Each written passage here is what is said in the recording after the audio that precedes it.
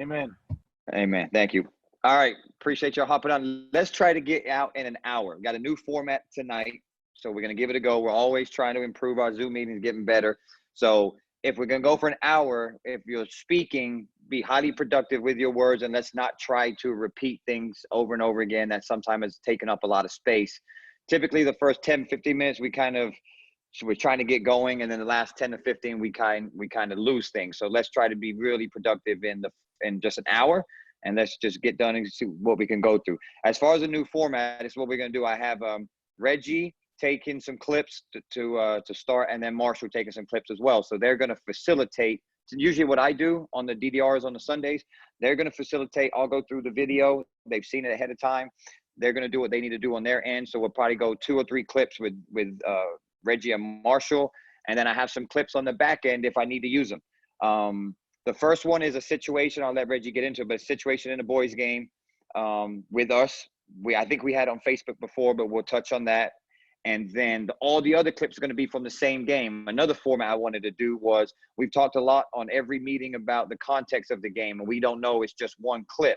Well, here, now I'm going to start using clips from the same game, and we can get in 4 or 5 clips. Maybe we're seeing trends. Maybe we now understand the context of the game, and then we can talk about those things from one game. DDR do it a lot on all those. They'll have all their clips will come out from one game. And you start to see trends. So I think it's something that we can just improve on. Again, we'll see how it goes for today. I did want to touch on something real quick as far as when we get into high school and college. I just want to touch on it really fast. Not going to go into too much. I think we've done a really good job over the last, I don't know how many Zoom meetings we've done. They say 15 plus, always talking basketball. We haven't got too much into the college rules and the high schools. We understand it's a high school group, and we need to be discussing high school. I think we've done that. So, but it's basketball. That's the main thing. I did do a list real quick. This is something I want to do. I was just sitting here before we got into the Zoom meeting, and I was just thinking about things that we always talk about. So just to keep us kind of fresh and things on our minds, I wrote these down. Legal guarding position, freedom of movement. That's with ball handlers, post cutters, verticality plays, A to A versus A to B, positioning, movement, trusting the system, rebound coverage, protecting the shooters, screening, bench decorum, coaches' behaviors, players' behaviors, communication, leadership, whistle discipline, and then all the positions we talked about, trail, lead, and center. As far as if we're at 28-foot line, we're at a home base, wide, close, those type things. So I did write those down because I think we've touched on those a lot. I did want to go over it. So I know some people do get a little sensitive when maybe some individuals talk about college, but they work college and they're talking about their experiences. And I think they've done a really good job of bringing things that happen in their college game that can also pertain to the high school game. So I just wanted to go over it. I understand it's a high school group, but we do have individuals that do work a lot of college and they're very experienced, but that doesn't mean that they can't help us get better in the craft that we do. And those individuals I've talked to, and they are highly aware that they are going to be talking, and I think that they do anyway, but talking about high school mechanics. So I wanted to touch on that real quick. Nothing negative, just something to go over, but make sure that we're always being consistent on that. And it's basketball first, right? That can help us as referees. All right, with that being said, Reggie, you ready? Yes, sir. All right, so I'm gonna jump on to the first one, and then we'll go through it this way. Boom, boom, boom. We're gonna All right. hold on to that clip before you start it, Mark. This one right here? Yeah, just hold on to that clip. Okay. Because I want to set it up real quick. Okay. And I'm going to let Mike, because he's in the game, Mike Daniel, he's in the game. And what I want to cover before we look at this clip, so we get an understanding of what has occurred in the game, is Mike, if you could quickly and briefly talk about what has occurred up to this moment in the game, the style of play, if we had any bench decorum issues, if we had any coaches' warnings, and if within those realms, did the crew discuss any of that prior to this play? Large, good evening, folks. strawberry cheesecake. This game, man, super district game, tough anything two else? teams athletically going at A it. medium Two coaches Butterfinger that are Blizzard. involved in the game. Now, this All right. particular night, the Warren coach is who had already received a warning. Hold on, Mike. Mike. Hold on. Who? I'm trying to getting- figure out who's ordering Sonic. Hold on. I'm gonna find him.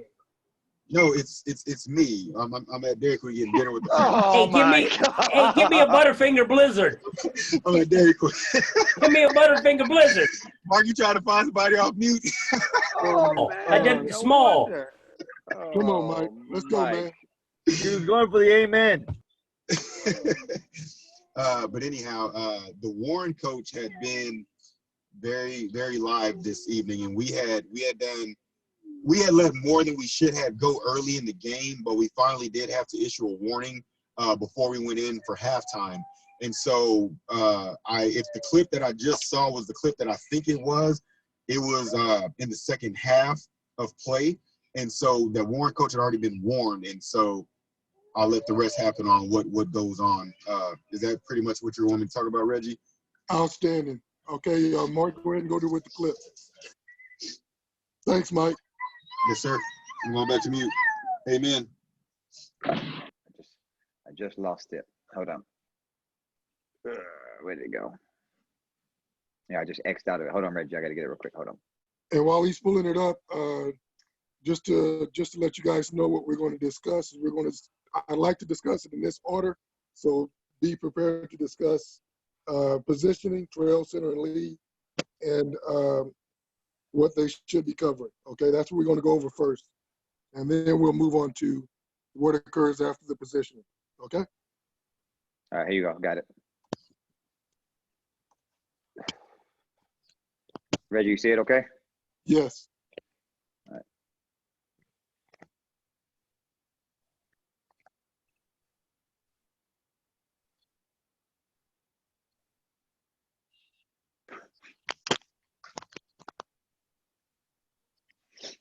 Hope it's not too choppy. You can stop it right there for right now. Okay. Anybody else need to see it again? Yeah, can you show it one more time? Yeah, I'm gonna optimize my screen real quick. I forgot to push that. All right, here we go. This one should be a little clearer. Oh, come on, Veer. Sorry.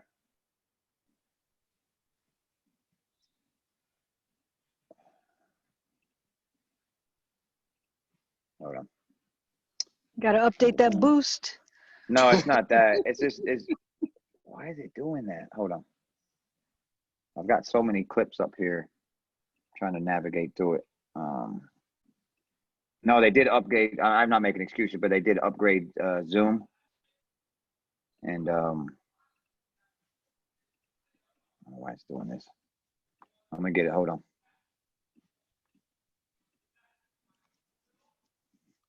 Go back to this.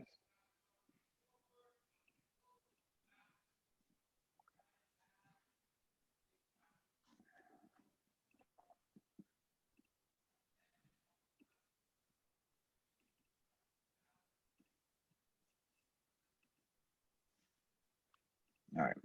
Sorry. All right, there. Yeah. All right, sorry about that.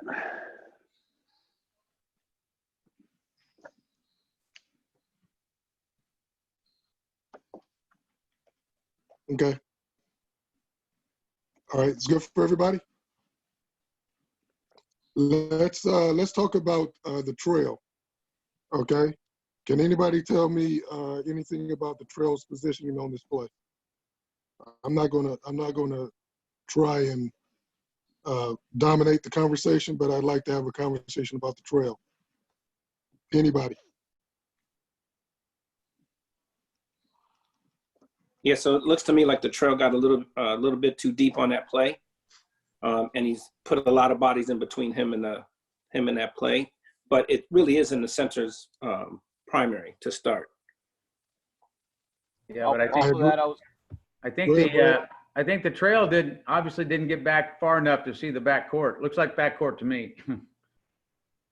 I would say Reggie right now he's in a pretty decent position, especially since it's on the C side, but he just didn't retract quick enough.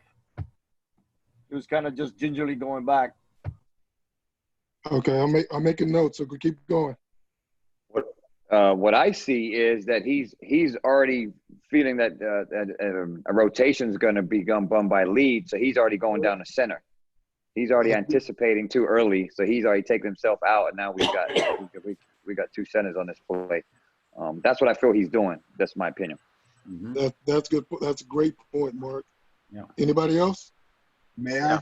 I agree. Go ahead. I agree. After Go ahead, looking Mike. back at it, after looking back at the film, you know, that ball came over to my side, and the thing is, when that ball went back up high, I could have moved as well and been able to provide information and had another set of eyes on that play, being that it was on my side. I could have always went back to slot if a rotation hadn't occurred, but I stayed locked because I see the crew's positioning, so I never moved. But I can always move up to keep that open look and get that better view, and then I could have went back to see, you know, once the crew stayed at the rotation spot that it was, you know, to help out this situation. Okay, we're going to stop right there. That's a good point. Just to go over what I saw, and Mark kind of hit on it. With the trails movement and positioning, the trail is a little bit too low, judging by the players, because we're supposed to be boxing all the players in, right? So you see how that the player up high receiving the ball, see how high he is? The trail doesn't need to be down that low in that half court set.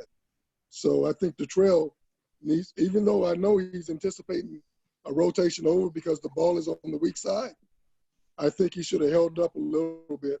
He put himself in a bad position to start with on this play. As far as whose primary coverage it is on this play, the PCA is Trail. predominantly center. No, it's predominantly center on this entire play. Anybody disagree with that? I don't disagree with it, which then comes to the issue of why is the lead still wide, not closed down and rotating to help out? You don't rotate have to rotate because there's a player in the post. You rotate to help you put your partners in a better position.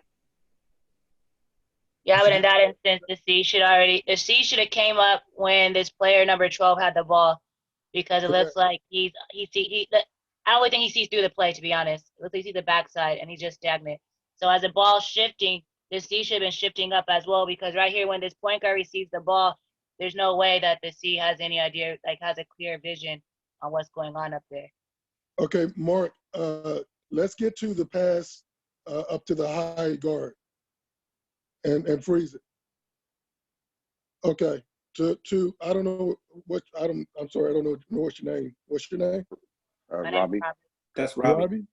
Robbie, to your point, if the center is not planted, okay, and Mike made the comment that he's positioning himself within the crew, let's not think about positioning ourselves within the crew. Let's position ourselves to referee the play. Yeah, If that makes sense. So Robbie has a right point. When this guy has the ball right here dribbling, Mike should already be moving to get to an open look, okay? When that ball kicks high to the high guard, I know everybody's heard this. When the center initiates a rotation, the only time a center initiates a rotation, we've all heard that, correct? Mm-hmm. So when that ball kicks up high, Mike should be moving up high with the ball as well, because the ball is still on center side. Okay, that's still his primary. So he should come up high. Mo should cue off of that at lead and should be already at close down, possibly initiating starting the rotation over, if that makes sense. Let me ask everyone, what is the lead looking at right now?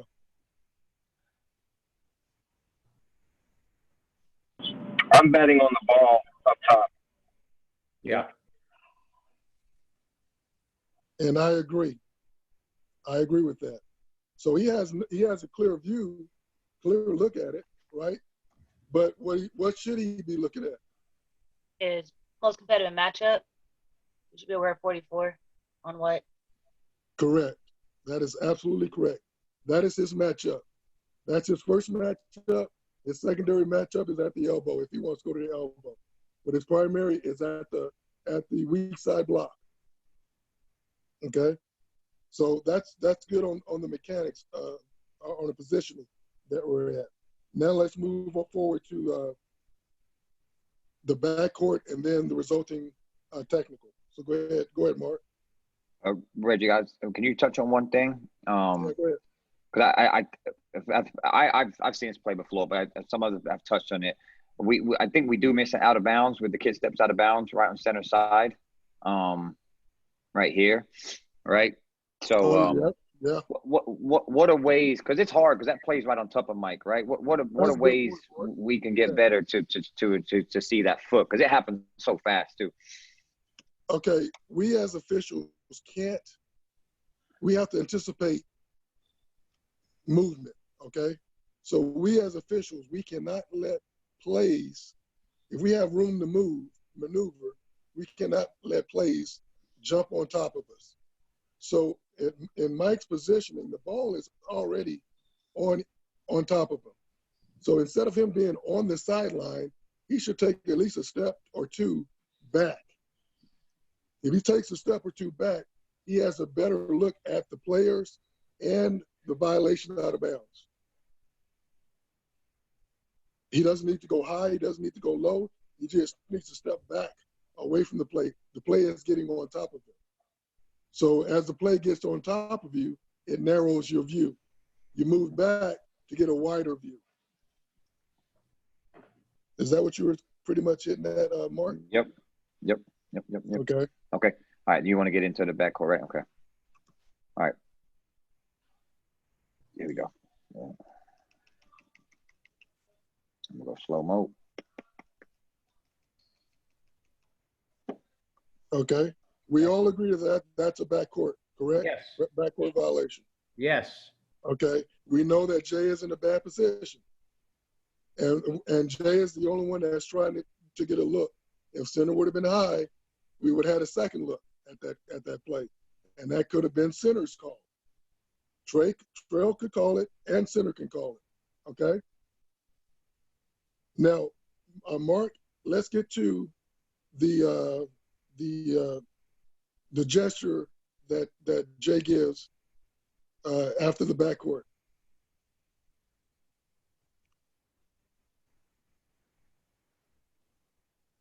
You see that? You see that hand gesture right there? Mm-hmm. Yeah, Okay. what is it?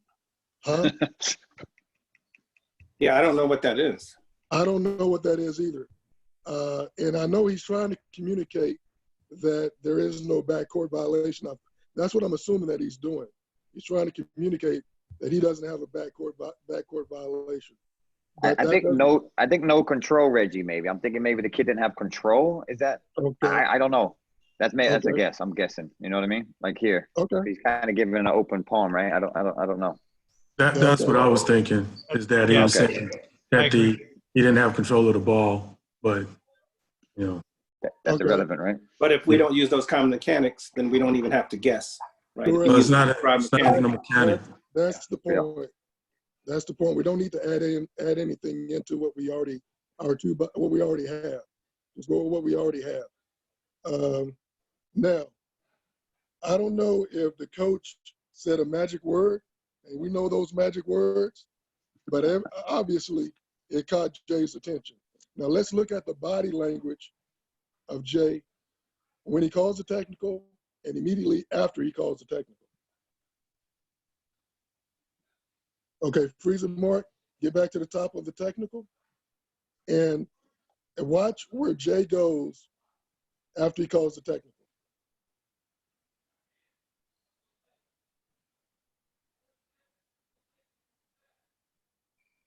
Does anybody know why he's doing that?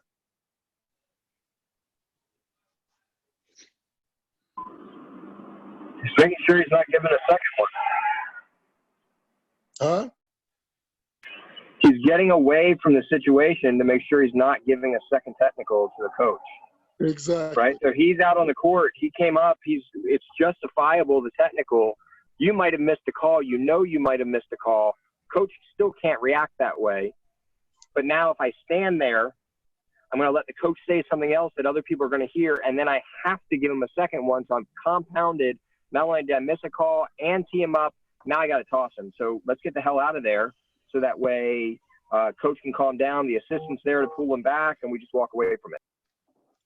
You hit it right on the head, Bob. Thank you. So go ahead. I also think he was a little quick to go back and report the tee, and he probably could have had some help at the table to keep the coaches away from him when he went over there to tell them. Okay, we're not there yet, Tony. Okay, sorry. That's a good point, Tony. Good point. Hey, Okay. Reggie, Go ahead, Marshall. I understand it may have been a magic word or whatever, where y'all were talking about whistle discipline and composure. Did that tech need to be called right then and there without knowledge of what was going on the play? Because it looked like either it was a transition or a block or something was going on because the kids were moving while he hit the tech.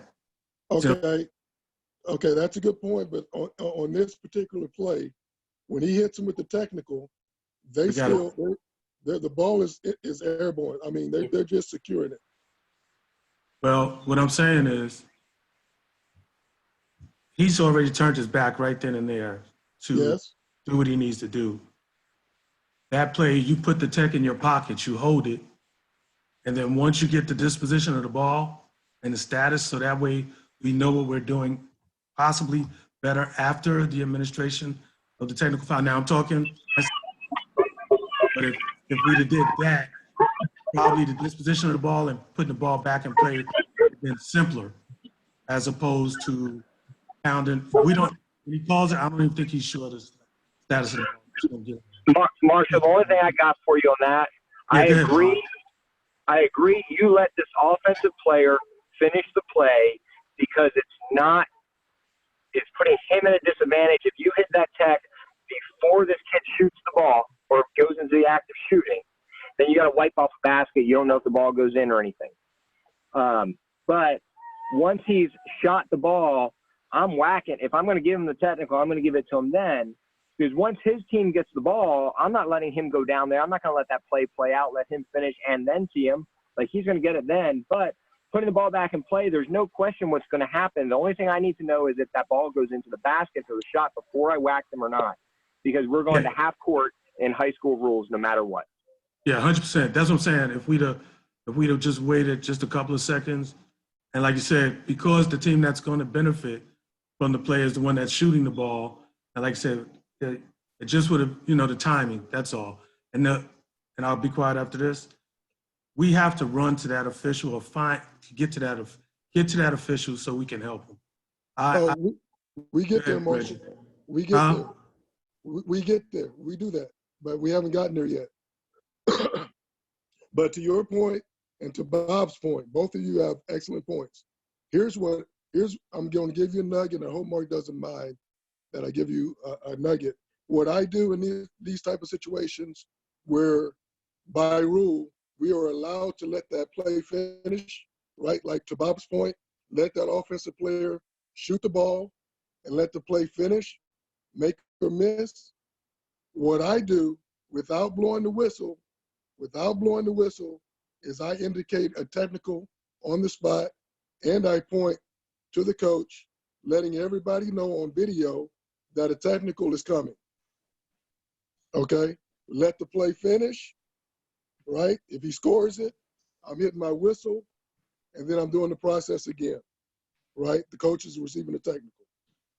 So that way, if we're in a fast break situation, right, and I'm passing by the coach, and the coach says something or does something that warrants a technical, I am, without hitting the whistle, I'm indicating a technical foul, but I'm letting the play finish, right? Not many people can do that. I understand that, Marshall. Not many people can go that way, but that's what I do. Here, okay. I have a differing opinion on letting that play finish. I think that thing happens high enough where we can kill that play, because here's what happens on that play.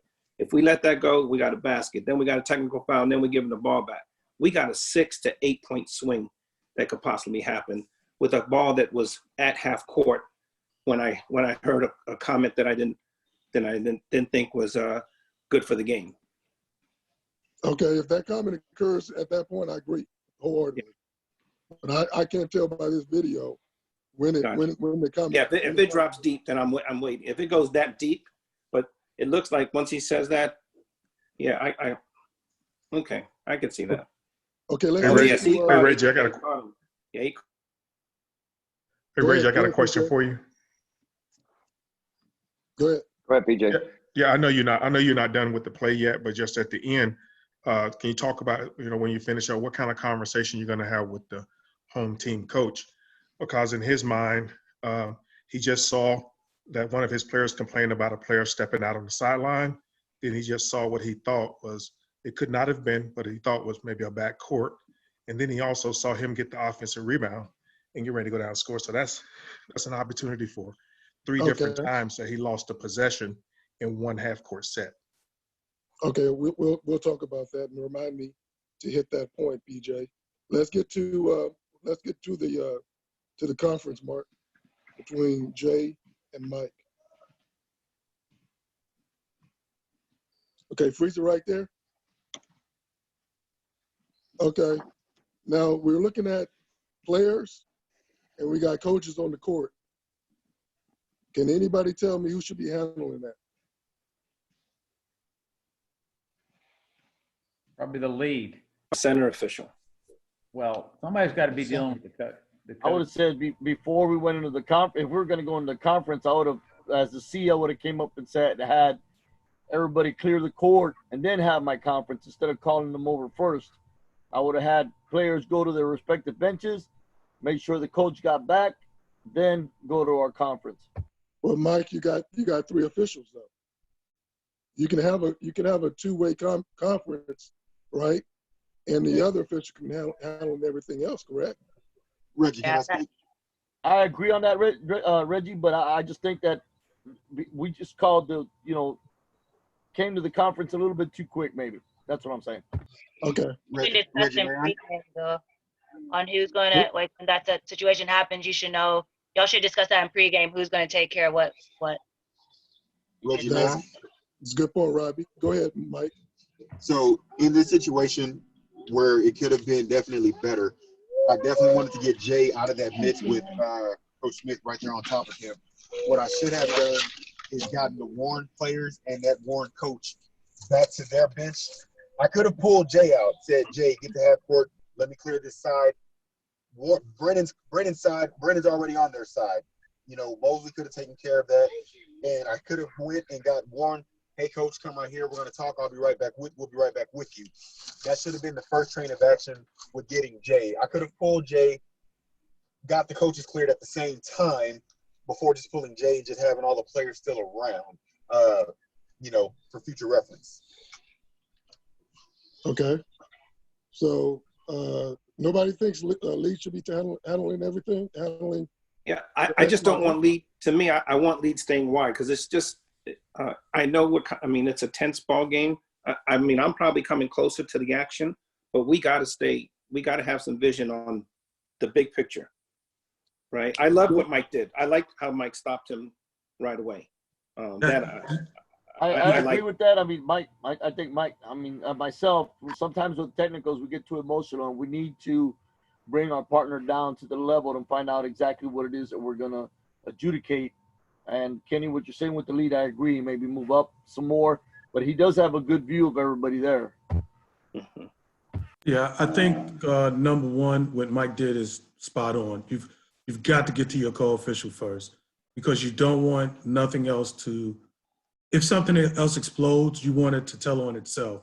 You don't want to give any impression that he caused it or whatever. So that's good partnering on Mike. I wish just a little bit more pace getting over there. And I think Jay was may have been responding to I think that's Brennan, the Brennan coach, because he may have been wanting to know what's going on or what you're going to do. But I think Mike, the admirable thing is Mike went over and partnered up with him because that was the most important thing. I don't know when the coach from Warren started out. I believe when he gave that gesture, he might have been talking to that coach at the time. if you go back. That conversation must have started right then and there. So but that's all perception. I mean, we don't know exactly. Thank Right. you. Okay, that's good points. Now we're going to move on to reporting. The final part of this is the reporting. So let's go all the way through to the reporting. Hold, Reggie, can I ask a question? Go ahead. So are we saying there was only one technical foul on this play? There was only one technical foul called on this play. Okay. And I don't know why the coaches are still on the court, but that's just me. So as you see, Jay is going all the way to the table. I'll let it play again.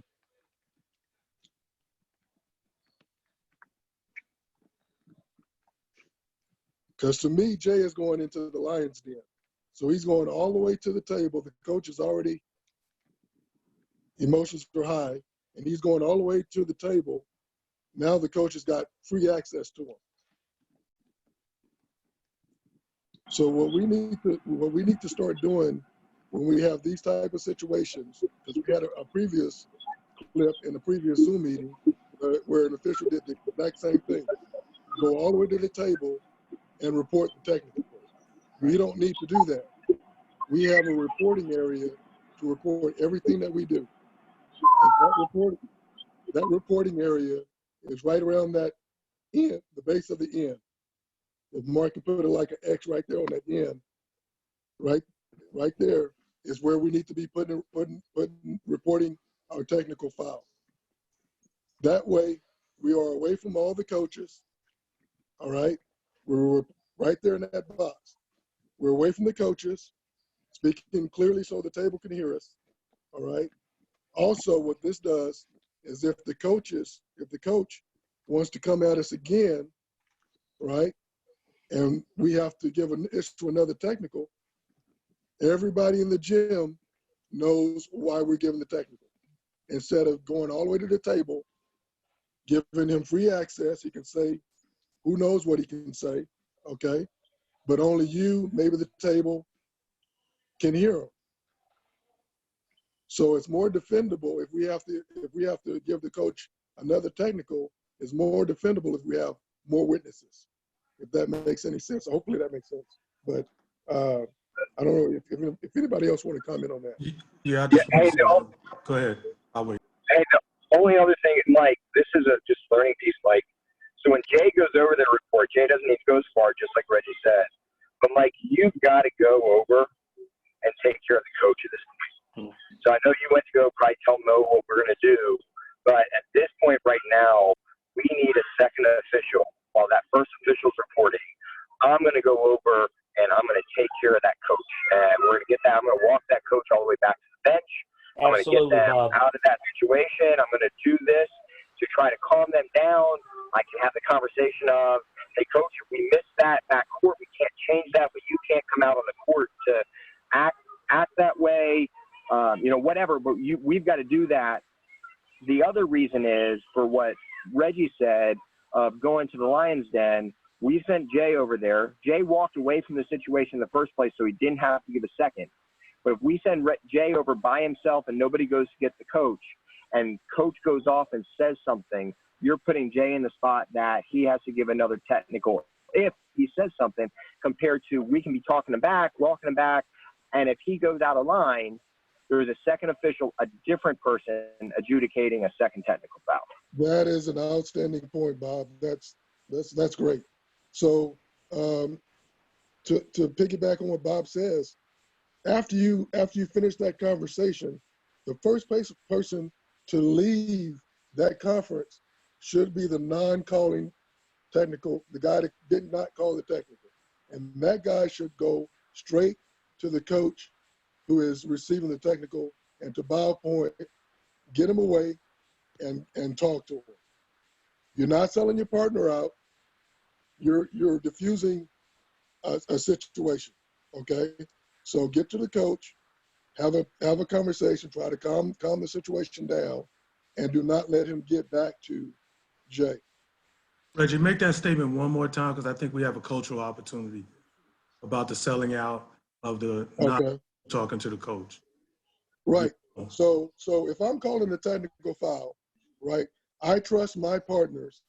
If they go to the coach and talk to the coach, I trust my partners to not only back the technical up, but calm the situation down. They're going over there primarily to calm the situation down. That's what I'm trusting my partners to do, because that's what I would do. Okay? I am not going to let that coach get to my partner.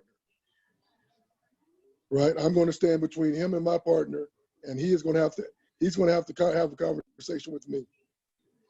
So I think this is where Lead could have helped quite a bit more if he would have come up quicker.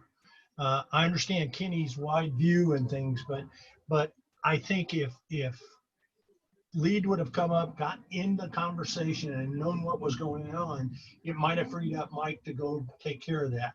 I agree with you, Reggie. I don't know why they were allowed to stay on the court as long as they were. I think that was the one thing that we could have done when the technical was called first, is to get the coaches back where they belong. The assistant tried, but he's not having any luck with it.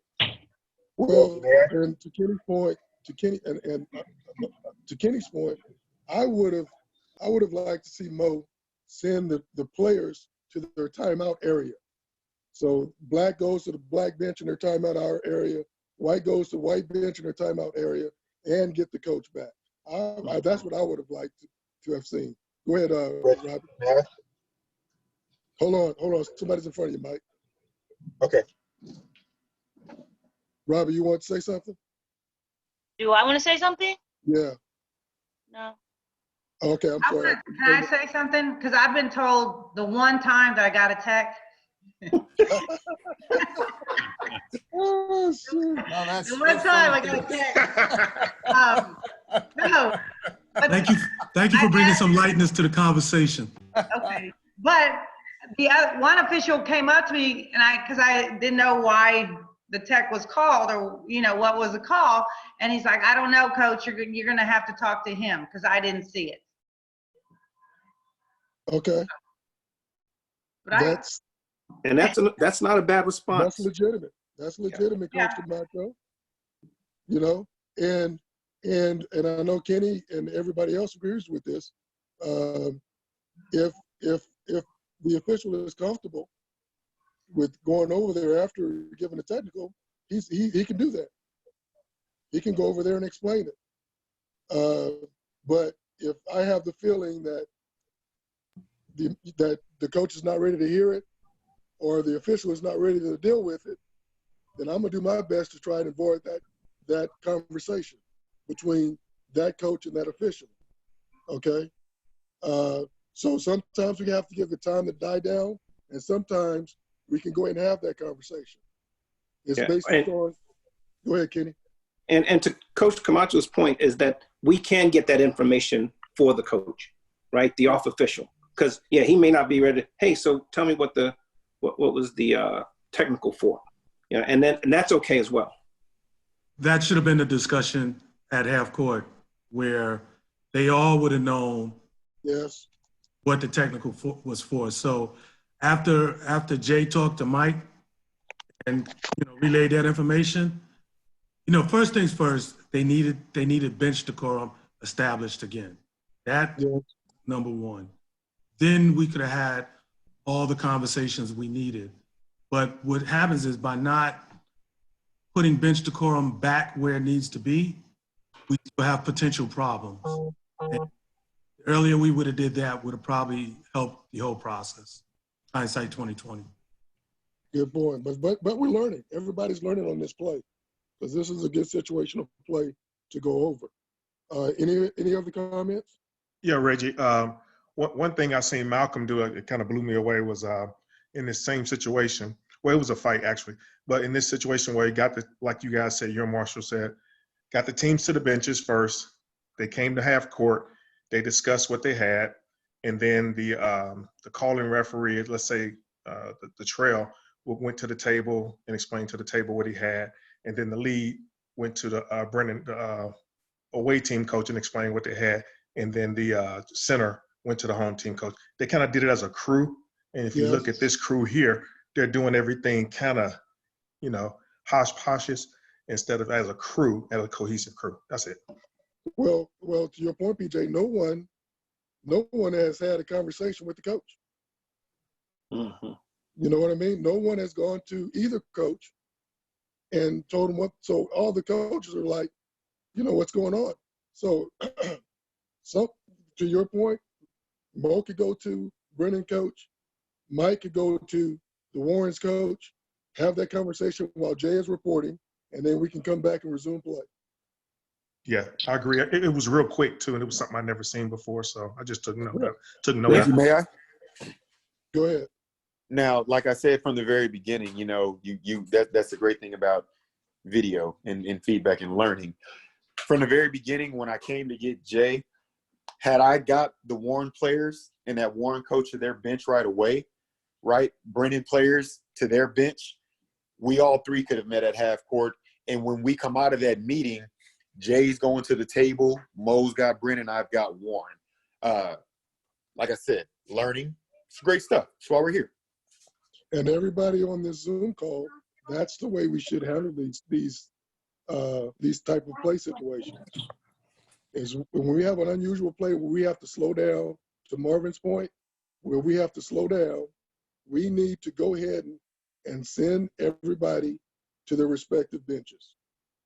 That way we can have that three-way conversation and we can come out under control and with a resolution of how we're going to resume play. But we cannot resume play until we explain everything to both coaches so they understand what's going on. Yeah, I'm just to move on, like we're 40 minutes on this play. So let's try to get enough play. I'm done with it, Kenny. Okay, no worries. Next play. Wait a minute. Wait a minute.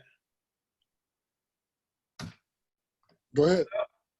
Yeah, I would just wonder, this is either a district game with high stakes. We know that. That's why we have good officials in the game.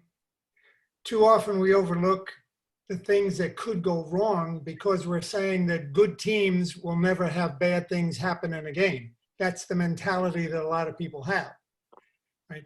We know the personality of coaches, or we know most of them, okay?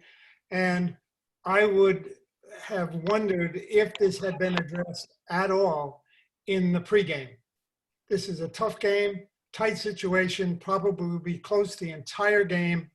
We know that we have two coaches that can be extremely volatile. What are we going to do if we get a situation that is going to result in a technical? I think it's worthy of a pregame consideration, at least. Yes, whenever I agree with you, Bill. Yeah, whenever we pregame this should be pregamed every time. Agreed. Hey, Red. Go ahead. Marvin. Yeah. This is one of those accountability issues. Because we have two situations where we missed two calls in the same play. And as a result, we have to issue a technical foul. And when we talk about accountability, that all falls back on the shoulders of the officials. Agreed. All right. Next clip. Marshall, you're right. Yeah, you're good. Marshall, you up on this one, okay? I think we should just finish out with this. I think there's a lot more we could talk about on this play if you want. Was this wasn't the clip I saw the other clip, Mark. I got the other clip with Frank and Trail. All right, hold on.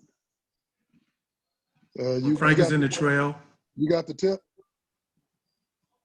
No, not the tip one. Bounce play. Frank was in the trail, coming up. With I think it was Becky and Ben in the game, right? Yeah. I think this is the play. Okay, I'm going to you. Well, hold on. I went to the one that I sent you. Where are you at? Hold on. I'm going to go to the one. It was real quick. It was no more than 8 seconds. It was a missed jumper in the painted area. And it wasn't the jump ball. Down like that. No, it wasn't a jump ball. Okay. No. This one. I found it. I got it. Hold on. And actually, it's a good play to a different type of play than before you go. I just titled this Communication by way of movement, positioning, and mechanics. And let the play just run through one time, and then I want to add some stuff. Just let it go through. But remember that opening statement, please.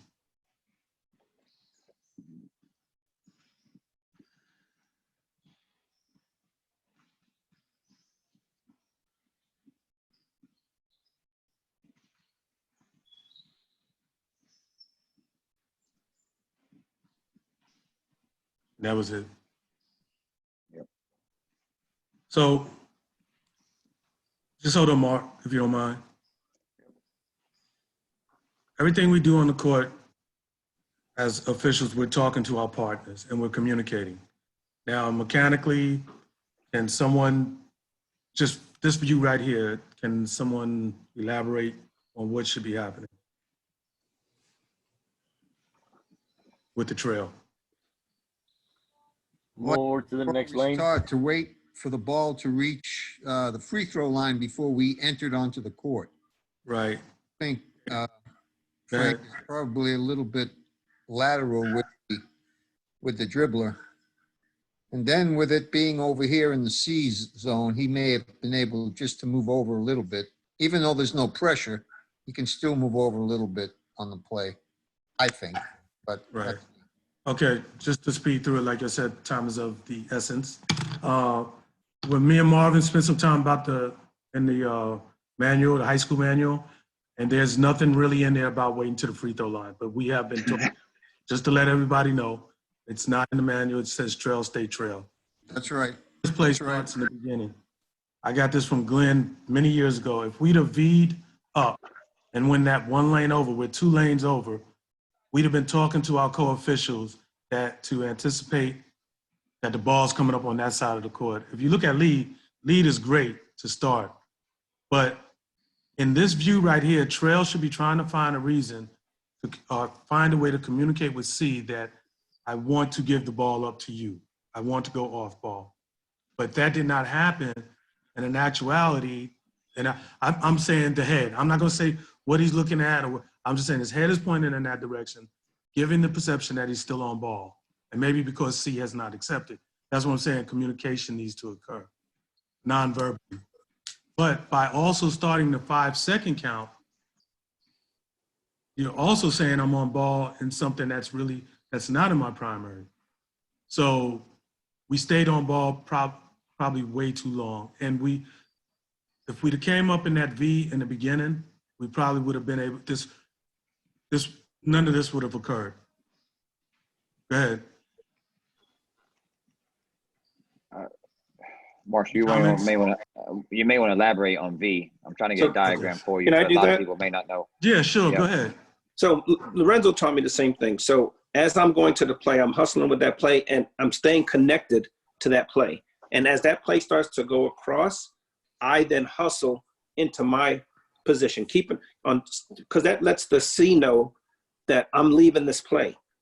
And so the C, I mean, you look on this play, the C's not ready to receive that play yet either. But the trail's got to make it a little bit more obvious that I'm going to leave this play.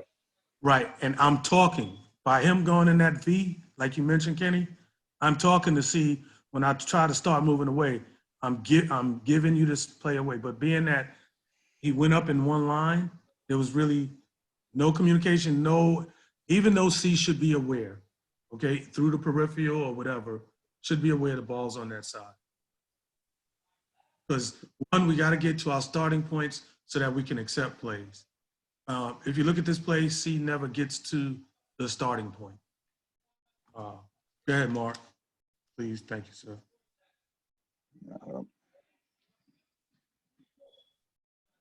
And Marshall, is this one of those plays where the C can force the rotation by just taking off and catching it because it's a competitive matchup right there? I wouldn't say force a rotation, PJ. Thank you for the question. I think movement, 2 steps up, bend at lead, should have followed his instincts. He took 2 gestures to go across. I think that would have been helping the situation. I don't want to say force the rotation because then we may lose the discipline of the system. But if Ben would have rotated, that would have forced Becky, who is C, to make that movement. But still, if you look at the head, and I'm not going to say what they're looking at, the head is looking at free throw line extended and not even giving the impression of on ball. One thing, and I want impression and perception are big with this filming world. With everything on film, you've got to give the impression or perception that you're doing what we are supposed to be doing. So even if she wasn't looking at the play, but had her head pointed that way, it would give us the impression she's on the play for the folks that would watch this on tape. Yeah, but that's her primary too, though. So it looks like she doesn't know her positioning. So if someone were to have, like, you know, this guy over here, your trail's doing a 5-second count. Let's say he were to call that 5 second, it's not going to be that believable because of how far over that he is. If he were to call it, he needs to be closer on. But then he's like fishing in her primary because that's her PCA. I don't think she's aware of her primary area. Let me ask a question because that's a great point to everybody. Should Trail have started a 5-second count? Because, like, by the way that since she crossed over and she never came up, I want to be upset with him starting that 5-second count because it came from the backcourt and then she never came up. So he's saying, okay, I'm gonna stay with this play till she recognizes it. But to start that 5-second count, he should have just stepped in, continue to count because it's his count until they make that 6 feet space or until it's illegal. What is the 5-second count telling your co-officials? That you're on the play. You have the play. Right. And so by having the count, this is where we need to look at each other. And that's what I wrote down. When we're working, we need to be looking through the play and looking at each other, nodding and doing all of those nonverbal communications for on-ball, off-ball responsibility. I think personally, I would have hoped that Trail would have tried to catch C's attention to let them know that they have the ball.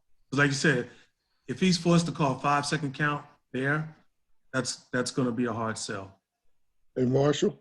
Go ahead, Reggie. Thank you. Hey, I agree with you and Kenny on the V movement in the backcourt. But for me, once this ball crosses the division line, for me, all onus is on the lead. Because, and the reason why I say that is what is the lead's purpose for rotating?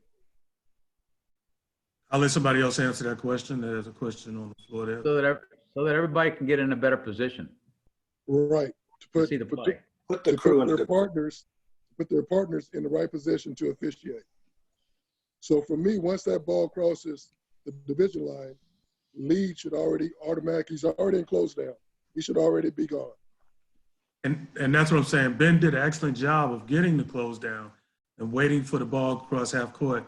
And I think everybody would say once it crossed half court, if he'd have just rotated right away, that would have been another opportunity to put the crew in a good position to officiate. So 1 is the V, and then 2, following your instincts, because Ben's instinctual movements showed that he wanted to rotate.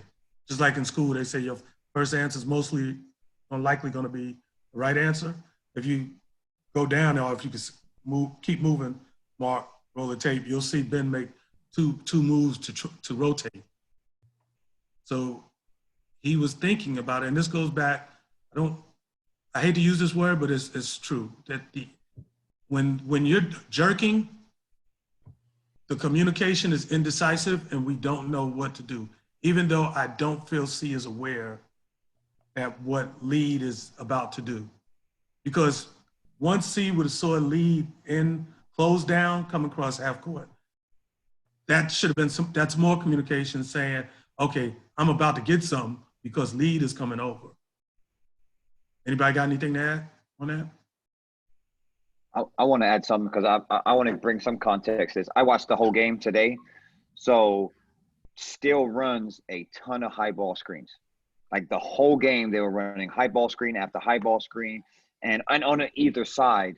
So for me, I never know. I can't speak on the crew, but I don't know if the crew ever came together at some point and say, yo, they're running a ton of high ball screens. We got to be really active at C. We need to come up and adjudicate these high ball screens if it's on your side, and then we got to be real active and rotate at lead.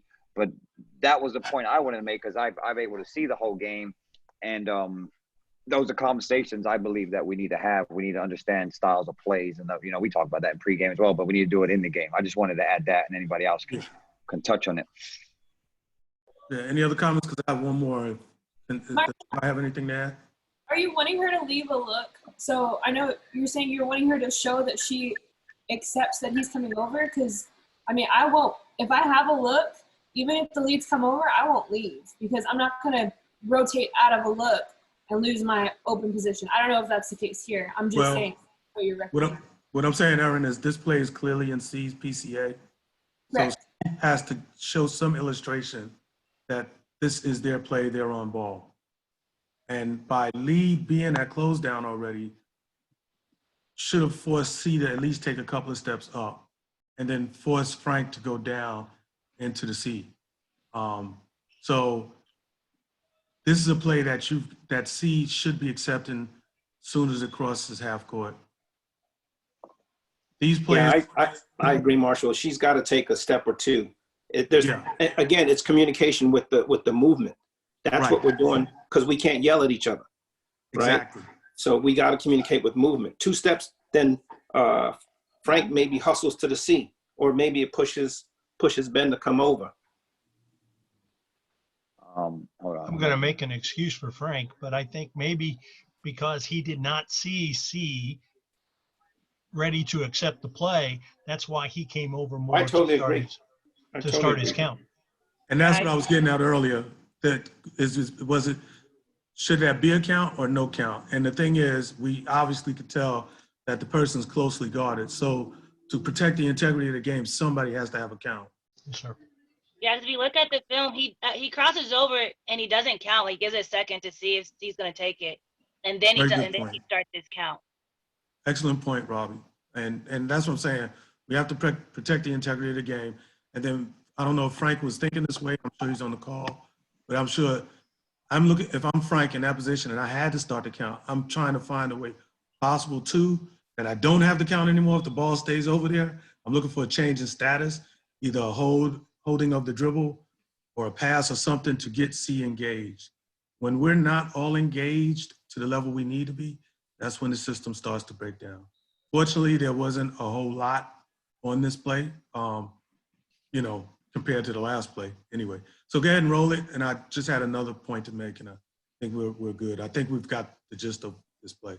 Can you touch on one thing? So on one thing, let's just say like the coverage is like it's supposed to be. So let's just, for teaching purposes, let's say center goes up, accepts this play, okay? And then lead does rotate. So this would be C's, obviously, new trail. That's going to be their primary. Then trail's going to get off it. I think what Aaron was getting to is, say there was something competitive in center's area, right? Say there was like a down screen or something going on or someone posting up. So she gets off it. Are we saying that Lee needs to rotate and then get on this right here and trail would take this?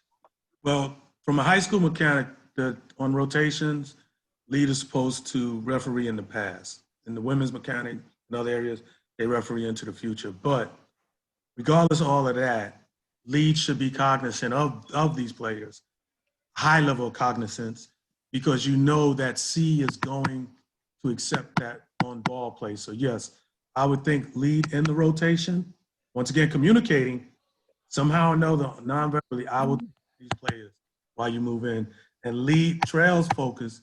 Once C accepts play, focus should go, as we talked about, where's my next competitive matchup or trouble area.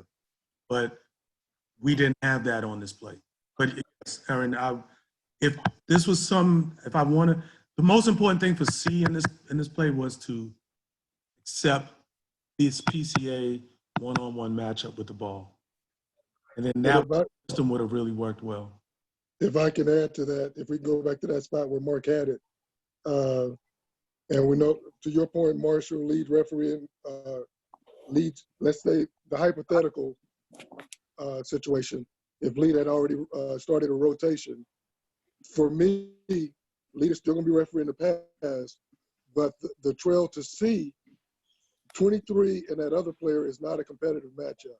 So for me, my first look will go to that elbow and to that side and protect that backside right there. That's going to be my first 100% Reggie. as I'm moving to C. That's where I'm going to be looking until Lee gets there. Then I'm moving off and going back to 23 and this other defender. And that would be excellent partnering, because if something was to kick off, you have the best view. And like you say, even though this is your closest matchup, the matchup that really can hurt us is in this elbow area.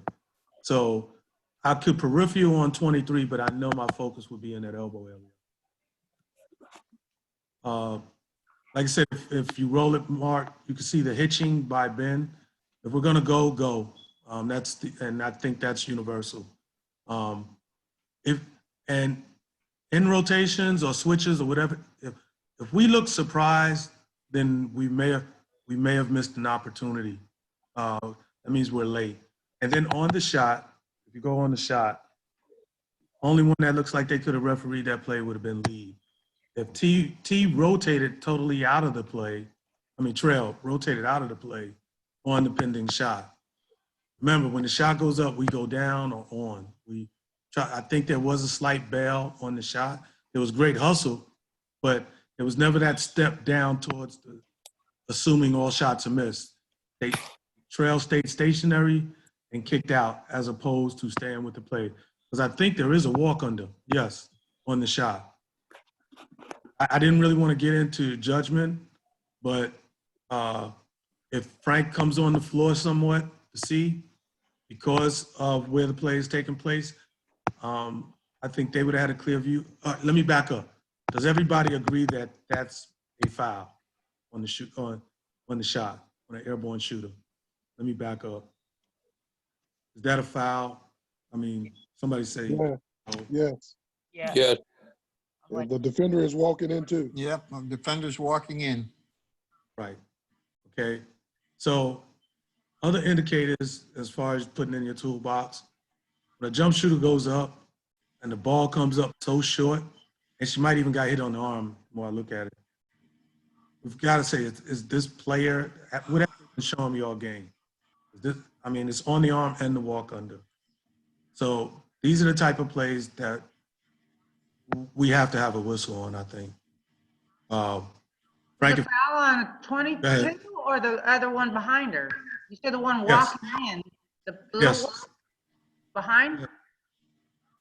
The first foul is on that defender, the primary defender. 22. She walks under the jump shooter, doesn't give her a path to come down, and she may have clipped her on the arm. At the same time, when the shooter's coming down, the individual from behind, the guard that's helping out, may have also walked up under. No. I'm going to stay with that primary defender and say that's where the foul is. Yeah, right there. Yep.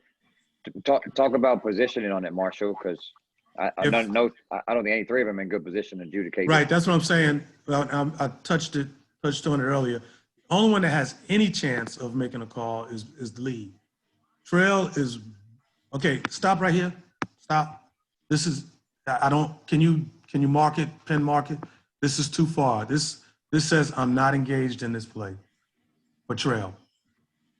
C is also saying I'm unengaged. There's nothing in this area that would not prevent at least taking a step or two on the floor by C to help out, because actually he may have a good look. He does have a good look of the walking under, because you can see the steps moving towards the player. Lead, on the other hand, may have, wider and deeper would have helped. That way he would have had the open look. The open look is what we're after. Lee would have had it the best. Even Trail stepping on the floor on the pending shot could have helped also if we needed a tertiary whistle. I think when we talk about plays we need to step in on and somebody needs to get, I think the way they're positioned, it goes Lee, C, then Trail. And depending on where we at in the game and the context of the game, where Trail is at, I don't even know if I should come and get that, because I don't even know if they have enough evidence to adjudicate the play without it being a guess. But lead and C definitely could have put themselves in better position to adjudicate this play. Is that what you were alluding to, Mark? Yep. I got a question for the group to close it. These plays, the 2 plays we went over, have something in common. I'd like to know what the group feels on what they're different, totally different plays. Don't get me wrong. Obviously, we have a technical foul, but there's something in both plays that we could have done better as a crew. Then they're both common on both of them. They're both the same thing. Can anybody want to touch on that? Better positioning. Okay, be more specific. Well, just being able to officiate the play better angles. Go to the chat. That may help you. I'm sorry. You good? Mark, the lead could do a good job of leading, because the lead is called the lead because they lead the crew. And when the lead is hesitant and doesn't rotate with a purpose, it kind of puts the crew in a bad position. Yep. And Totally agree. Yep. And we talk about finding a reason to rotate, and it's not because we're going to miss plays or we're trying to get, but when you learn what not to rotate on, you have to take some risks of movement, right? Because then you'll learn what's not good. And if you stay still and don't move, you'll not know what it feels like to be in a bad position, right? So we have to know that the ball set, the rule says, second lane line, we got to move, right? Unless we have a matchup. And that's what I didn't think we were doing here. We got to move. Yeah. Kenny, just to jump on that, and for any new official or whoever, if you find yourself standing in a place for 3 seconds or 2 seconds, you've missed an opportunity to fight for an open look, to get a better look. And I think that's where Kenny is going with this, is on C's play in the last video, there were opportunities to move and referee from feet up, would have got some depth. But if you look at that first video, C probably stayed in that position for at least 3 or 4 seconds. I tried to catch it. I saw 2:26. I don't know when it started, but I knew C stayed there a long time. If you find yourself stationary for more than a 2 count, you've got to find a reason to move, because the ball is always moving and the player's always moving. Sorry, Ken, didn't mean to jump on top of that, but that's it. Thank you. All right. Well, I appreciate everybody joining. We got done in 1 hour 10, so only got 2 clips. That's okay. We can talk about clips forever. So great stuff. The common denominator was leads movement. So take that into your toolbox. A lot of stuff going on. It's recorded. I'll throw it up on our SOBOA YouTube channel. We only have 67 subscribers. Trying to monetize my YouTube channel, man. What are y'all up to? I need to get more subscribers. No, I'm just joking. But go check it out. It's SOBOA training on YouTube. We have, I think, 12 Zoom meetings up there as well already. Some from the NBA and some from this and other things. So I can always go back, and if you don't take notes during, all right? So go check those out. And then I'll let you know about Sunday for the Zoom meeting with DDR. I'll let you guys get that. I'll get an email out to everybody, all right? Take care, and we'll see you guys soon, okay? Okay. Thanks, Mark. Good night. All right, take care, y'all.